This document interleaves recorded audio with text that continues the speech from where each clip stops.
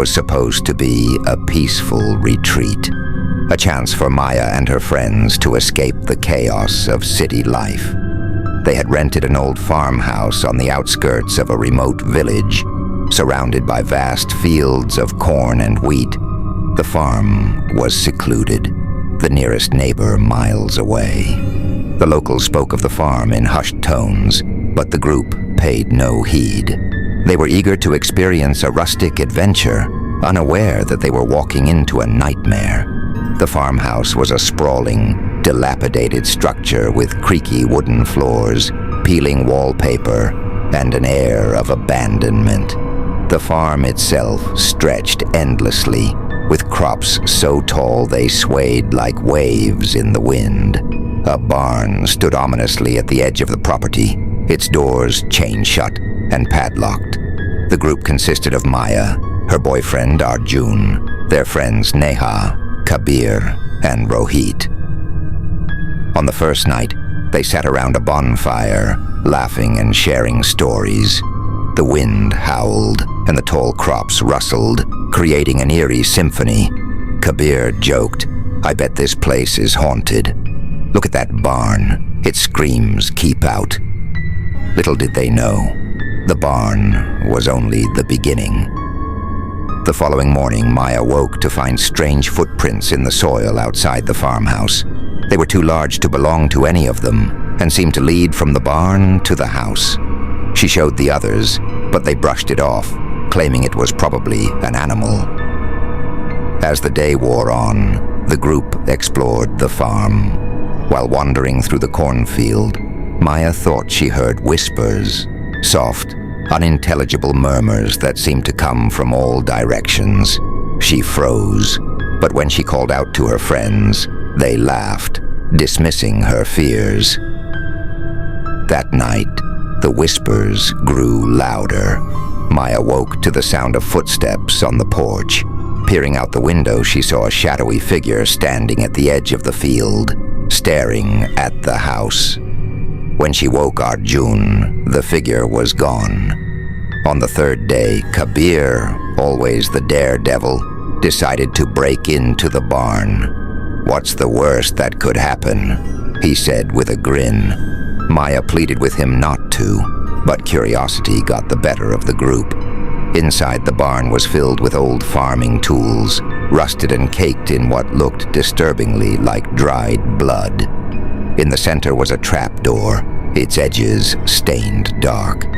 The group hesitated, but Kabir pried it open. The smell was overwhelming, rot, decay, and something unidentifiable. They found a staircase leading down into darkness. Against their better judgment, they descended, their phone flashlights barely piercing the gloom. The basement was a chamber of horrors. Chains hung from the walls, and the floor was littered with animal bones. Or were they human? In one corner was a crude altar, with symbols etched into the stone and a large blackened scythe lying across it. As they stared in horror, a low growl echoed through the chamber. They bolted back up the stairs, slamming the trapdoor shut. That night, the farmhouse came alive with unnatural sounds, knocking on the walls, whispers in the halls, and the sound of footsteps pacing upstairs, though no one was there. Neha woke, screaming, claiming she had seen a figure standing at the foot of her bed, its face obscured by shadows. The group decided to leave the next morning, but when they tried to start their car, it wouldn't budge. The tires had been slashed. They were stranded. Desperation set in as the group barricaded themselves inside the farmhouse. The whispers outside grew louder, and shadows moved through the fields.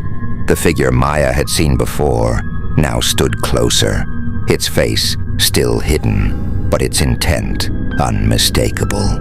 By the fifth night, the group was unraveling. Rohit disappeared, and when they found him, he was standing in the middle of the cornfield, muttering to himself. His eyes were vacant, and his hands were covered in blood. One by one, the group succumbed to the presence that haunted the farm. Neha was lured into the field by whispers and never returned.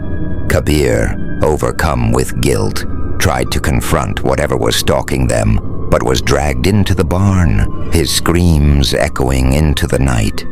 Maya and Arjun were the last ones left. Desperate, they decided to make a run for it, sprinting through the fields in the dead of night.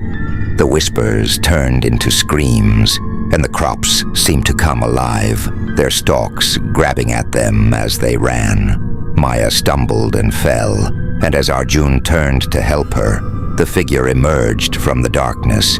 It was not human. Its eyes glowed red, and its skeletal hands clutched the blackened scythe from the barn. "You trespassed," it rasped, its voice like the wind through dead leaves. "Now you are part of the harvest." Arjun tried to fight, but the creature was unstoppable. Maya's screams echoed through the night, but no one was there to hear them. Weeks later, a new group of travelers arrived at the farmhouse, drawn by its rustic charm and low price. The locals tried to warn them, but their words fell on deaf ears.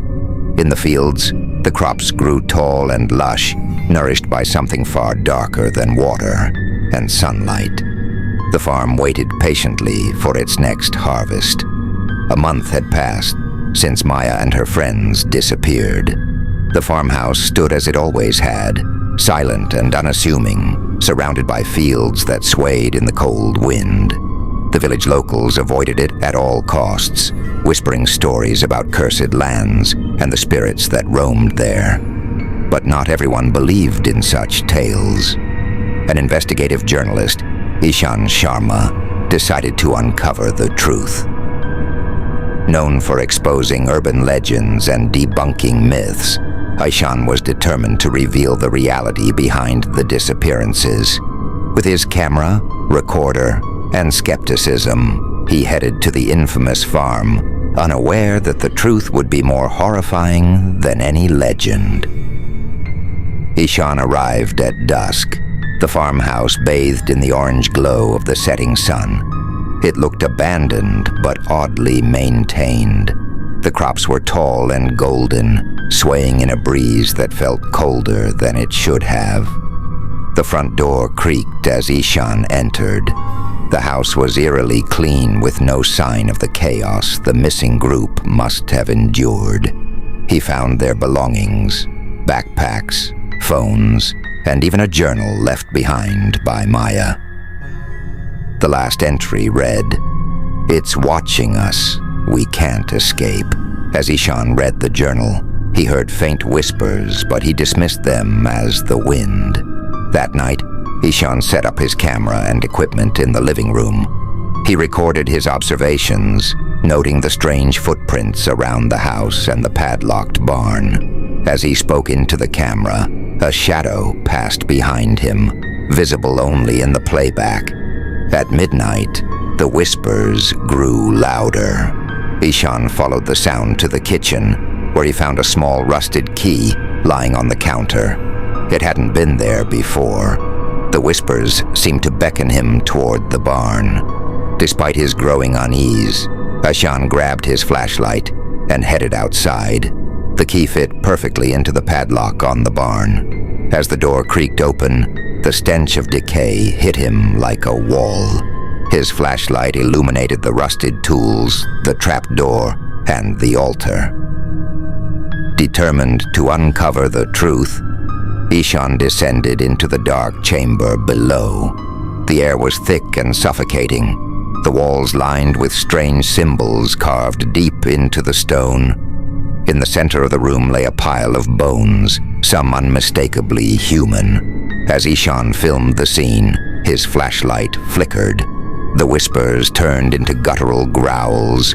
He spun around, and for a brief moment, he saw it. A figure cloaked in shadow, its glowing red eyes piercing the darkness. Ishan fled back to the house, barricading the doors and windows. As he reviewed the footage, he noticed something chilling. The shadowy figure had been following him since he arrived. It lurked in the background of every shot, always watching. Desperate for answers, Ishan searched Maya's journal for clues.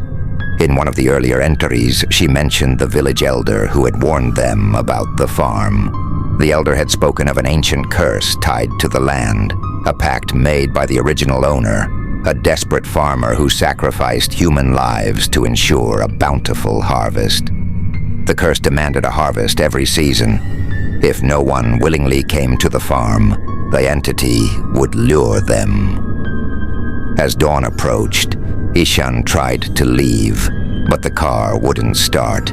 He ran through the fields, but the tall crops seemed to close in around him, trapping him in a labyrinth. The whispers grew louder, forming words. "You are part of the harvest." Suddenly the crops parted, and the figure emerged, holding the blackened scythe. Ishan turned to run, but tripped over something buried in the soil, a human skull. The ground beneath him shifted, as if the farm itself was alive. The figure loomed over him, its skeletal hand reaching out. Ajan screamed as the scythe descended, but just as it struck, everything went black. Weeks later, Ishan's footage surfaced online, uploaded mysteriously from his account. The video went viral, sparking debates about its authenticity. Viewers were horrified by the final moments, where the shadowy figure was clearly visible. Authorities searched the farm, but found no trace of Ishan or the missing group. The house was empty, the fields as lush as ever. The farmhouse is still listed for rent, its price too good to be true, and the farm waits patiently for its next harvest. Months had passed since Ishan's disappearance, and the farm was becoming infamous. Despite the warnings, more and more people visited the area, curious about the growing legends and drawn by the dark allure of the cursed farm. Among them was Arya, a young paranormal investigator known for her expertise in uncovering haunted locations. Her reputation was built on solving mysteries, and she was determined to uncover the truth about the farmhouse once and for all. Arya arrived at the farmhouse with her team, equipped with the latest paranormal investigation tools, infrared cameras, EVP, electronic voice phenomenon, recorders, and motion sensors. She had studied the previous reports and was well aware of the disappearances. The local villagers warned her, but she brushed them off. She was here to get answers, not to be frightened by old superstitions. The farmhouse stood in the same eerie silence it had for months. The fields stretched out, endless and foreboding. As the team set up their equipment inside the house, Arya noticed something strange. The air felt unnaturally cold, even for a place this remote. That evening, as the team settled in for the night, the house seemed to breathe. The walls creaked, and the floorboards groaned under the weight of something unseen. Arya set up the cameras and began an EVP session in the living room. "Is there anyone here with us?" she asked, into the darkness, her voice calm but firm. A soft, chilling whisper came through the recorder. It was faint, but clear. "Leave before it's too late." The team exchanged uneasy glances, but Arya was undeterred. "This is what we came for," she said, turning to her team. "Let's head to the barn." As they approached the barn, the wind picked up, howling like a warning. The doors were still locked, but this time, the rusted padlock was missing. Arya cautiously pushed the doors open, revealing the same decaying interior. The trapdoor in the center still lay open, and the altar seemed untouched, as if waiting for someone. One of the team members, Vikram, descended into the basement first, his flashlight illuminating the same symbols and bones. As he reached the bottom of the stairs, his camera picked up something that made him freeze. A figure, standing motionless in the far corner, its back to them. The figure was tall, skeletal, and cloaked in tattered black robes. Arya and her team backed away slowly, but before they could react, the figure turned around. Its face was a void, a black hole that seemed to suck in all light. Suddenly, the basement door slammed shut. Panic spread through the team as they tried to open the door, but it wouldn't budge. Arya grabbed her EVP recorder, trying to communicate with whatever was in the barn. "Who are you?" she asked, her voice trembling slightly. The recorder crackled, then a low guttural voice responded, "We are the harvesters, and you are the next crop." The air turned icy, and the temperature dropped to an unbearable chill. Arya could see her breath in the freezing air. The figure stepped closer, its movements slow and deliberate. Vikram attempted to escape, but as he turned to run, the figure extended its long, skeletal hand and grabbed him. He screamed, but it was quickly silenced. His body seemed to crumple in the figure's grasp, as though life itself was being drained from him. The team watched in horror as Vikram's form shriveled and collapsed to the floor, his skin pale and brittle, like an overripe fruit. With Vikram's body now a lifeless husk, the team realized the horrifying truth. The farm wasn't just haunted by spirits. It was a living entity, feeding off the souls of those who dared to trespass. Arya and the remaining team members were trapped in its grip. As the team scrambled to find an escape, Arya realized the only way to break the curse was to confront the spirit directly. She remembered the journal entry from Maya, where she had mentioned a ritual that could banish the entity. But to perform it, they needed to reach the altar in the barn and offer something to the land, a blood sacrifice. With no other choice, Arya led the team back to the barn. The altar seemed to pulse with energy, the symbols glowing faintly. As Arya approached, the ground beneath her feet began to tremble, and the whispers returned, louder and more frantic. "You cannot escape." Arya made the decision to perform the ritual, knowing the risk it posed. She took a sharp knife from her kit and pricked her finger, letting the blood drip onto the altar. The ground trembled violently, and the figure reappeared, now towering over her, its hollow eyes filled with malice. But as the blood hit the altar, a blinding light erupted from the ground, engulfing the barn. The figure screamed in agony, its form flickering as if it was being pulled apart. The walls of the barn cracked, and the ceiling began to collapse, with the light consuming everything. Arya and the remaining survivors sprinted out of the barn, barely escaping as the structure collapsed into a heap of rubble. The farm was gone, reduced to ruins. The fields were empty, the crops withered and dead. No trace of the entity remained. Arya and her team were found by local authorities, disoriented but alive. They spoke of the horrors they had witnessed, but many didn't believe them. The farmhouse was now just another forgotten ruin, left to decay in the countryside. But Arya knew the truth. The farm was never truly gone. It waited, silent and patient, for the next harvest.